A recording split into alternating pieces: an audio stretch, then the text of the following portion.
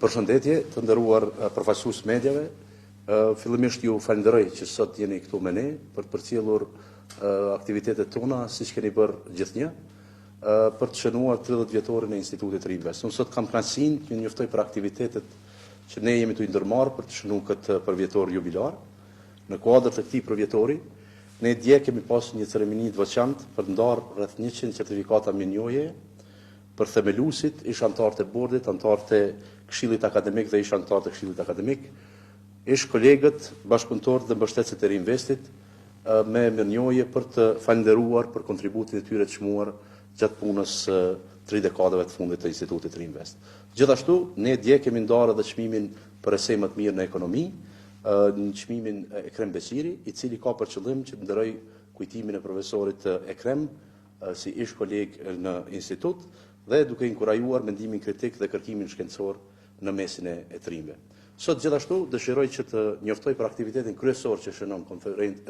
aktivitetin e 30 vjetorit të institutit, që është konferenca ndërkombëtare, e cila zhvillohet nesër dhe pas nesër, pra me 15 dhe 16 maj,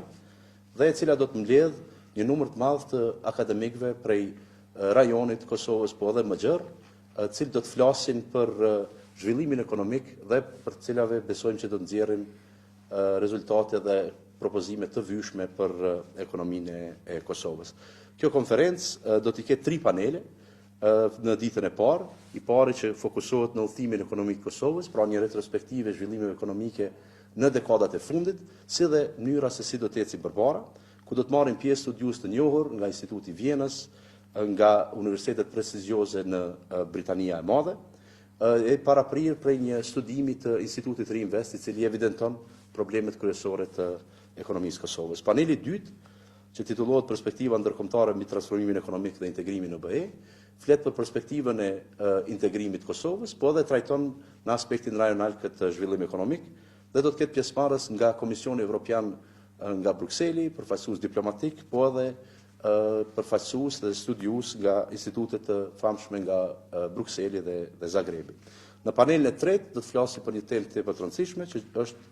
cilësia e institucioneve dhe rritja ekonomike, ku do të trajtojmë ndërlidhjen mes këtyre 2 elementeve. Dhe do të kemi përfaqësues nga qarqet akademike të rajonit, po edhe të vendeve të BE-s. Dita e dytë e konferencës është dedikuar me përpunime akademike dhe në 4 panele të ndryshme paralele do të trajtohen tema të rëndësishme për zhvillimin ekonomik të Kosovës, duke filluar nga rritja ekonomike, nga politika industriale, inovacioni, roli i diasporës dhe ndërmarrësisë, tregu i punës, institucionet dhe qeverisja dhe transformimet shoqërore. Si pjesë e shënimit të këtij përvjetori, ne gjithashtu kemi përgatitur një dokumentar të shkurt, i cili evidenton në këto 30 vjet rrugtimin e Institutit Reinvest. Instituti Reinvest, siç edhe mund ta dini, është themeluar në kushte dhe rrethana jashtëzakonisht rënda për Kosovën dhe ka përcjellë një trajektorë ngjashme si dhe zhvillimet politike në vend. Dhe ky rrugtim është evidentuar në këtë dokumentar që do të ketë premierën nesër në hapje të konferencës. Ky përvjetor gjithashtu na frymëzon për punën e takme. Në kuadër të këtij viti jubilar, ne kemi paraparë që të kemi aktivitete të shtuara kërkimore, të cilat do t'i ndajmë sigurisht edhe me ju, dhe do të kemi një seri prej podcastëve për trajtuar temat kryesore për ekonominë e Kosovës.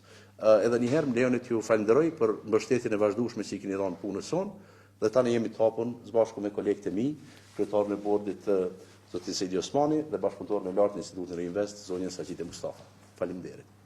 Zotria Shani, nëse e din që keni realizuar disa raporte të arkitekturimit ekonomik në vend, nëse mundi me ndo para konferencës së nesërme disa informacione sa i përket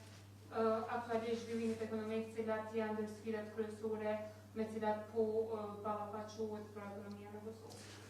Po, pozicioni i Institutit Reinvest, i cili është artikuluar përmes këtij raporti, i cili do të jetë si burim kryesor i diskutimit në konferencë, evidenton që Kosova ka pas një trajektorë rritje vitet të fundit, veçanërisht pas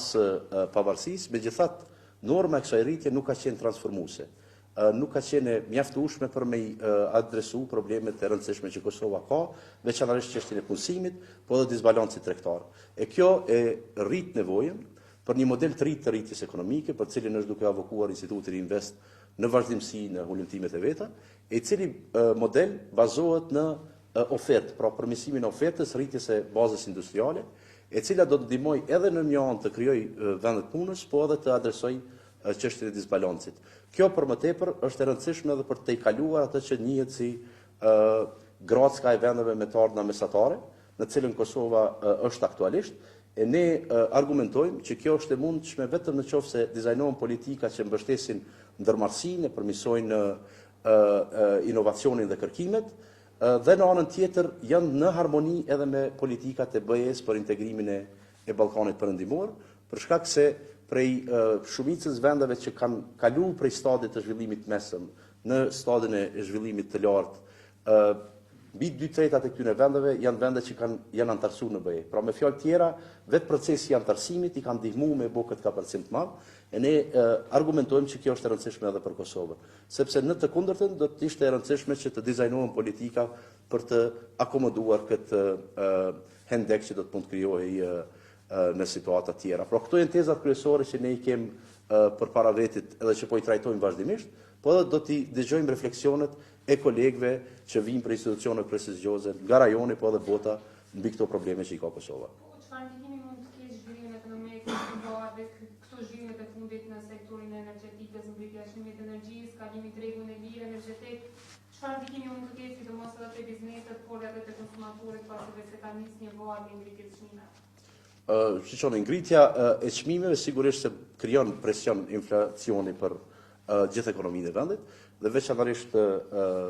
rritja e fundit do të ketë një refleksion të tij,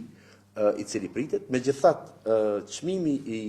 energjisë ka qenë subjekt i diskutimit që një kohë gjatë, ajo është mallë si edhe mallra të tjerë, dhe prej perspektivës së tregut, sigurisht se ka pasur argumente për të rregulluar çmimi, për të harmonizuar çmimin. Megjithatë, duhet dizajnohen politika të targetuara për ato kategori që kanë vështirësi në pagesë energjisë. Sa i përket sektorit privat, sipas legjislacionit të Kosovës, kjo është dashur ndodhur edhe më herët, megjithatë ka pas vazhdimsi shtyrje, e cila përjedhoi i ka kriju bindjen te sektori privat që do të ketë shtyrje dhe matutje, dhe në anën tjetër sektori privat edhe është gjetë i papërgatitur në këto rrethana. Dhe unë mendoj se një komunikim më i mirë edhe mes rregullatorit dhe sektorit privat është i domosdoshëm në mënyrë që kur dalim në treg të lirë të kem sa më pak pasoja, po edhe kem informim sa më të mirë në lidhje me atë se çka na pret në tregun e hapur. Një raport i fundit i Bankës Botërore ka paraportuar që zhvillimi ekonomik do të shkojë duke u ngadalësuar edhe në Kosovë, por edhe në rajon. Si në 5 vjet, po ashtu në 2 vitet e ardhshme. Sa mund ta vështirësojë edhe më shumë situatën kjo mos formimi i institucioneve dhe mos konstituimi i Kuvendit të Kosovës? Çfarë roli mund të ketë në ngadalësimin e zhvillimit ekonomik? Shiqoni, kjo perspektiva e rritjes ekonomike, jo vetëm në nivel rajonal, po në nivel global, pritjet janë që do të ketë një ngadalësim. Për shkak të ndryshimeve të mëdha gjeopolitike në për botë, pra vlerësimet aktuale janë më pesimiste se sa kanë qenë paraprakisht. Që do të thotë se potencialisht do të ketë një ngadalësim të trendit të rritjes ekonomike të Kosovës, veçanërisht kur kem parasysh edhe partnerët tregtar të Kosovës, siç janë veçanërisht vendet e BE-s, po edhe vendet e rajonit dhe Turqia, cilët kanë një tendencë të ngadalësimit të rritjes ekonomike. Kjo do të reflektohet edhe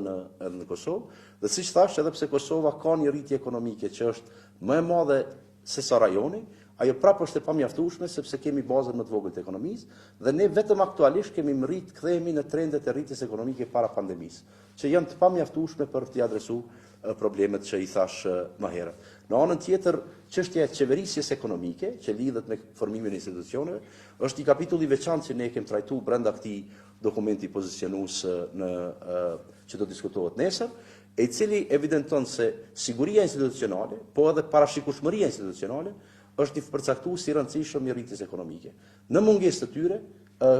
gjasat për me u përshpejtuar rritja ekonomike janë të vogla.